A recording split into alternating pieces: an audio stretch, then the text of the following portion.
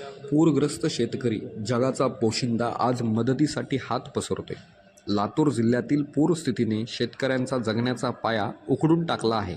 शेतं वाहून गेली, घरे कोसळली, जनावरे वाहून गेली आणि संसार उघड्यावर आला।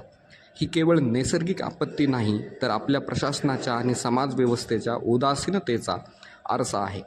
सरकारकडून तुटपुंजी मदत जाहीर होते, पंचनाम्याची कागदपत्र तयार होतात, पण यामुळे शेतकऱ्याचा ओलसर चेहरा कोरडा होत नाही।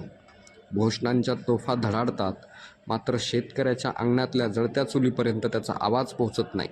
प्रश्न विचारायलाच हवा, फक्त निवडणुकीच्या वेळी शेतकरी राजा म्हणून गौरवणारे नेते आज कुठे दडून बसलेत?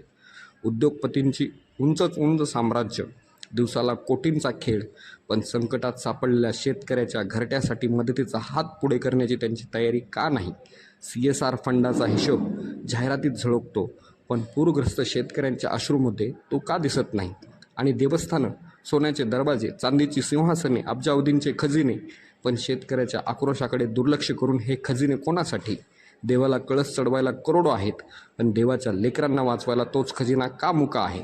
ही वेळ आत्मपरीक्षणाची आहे। शेतकरी हा फक्त मतपेटी भरणारा आकडा नाही, तो जगाचा पोशिंदा आहे, समाजाचा खरा आधारस्तंभ आहे। आज त्याचा संसार उद्ध्वस्त झाला आहे आणि आपण सारेच मौन बाळगतोय।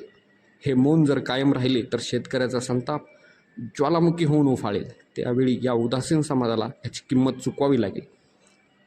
त्यातूनच आता दिवाळी, मुलांची फीस, मुलीच्या लग्नासाठी काढलेले कर्ज, मुलीच्या बाळंतपणाचा खर्च, हे सगळं आवासून उभे आहे।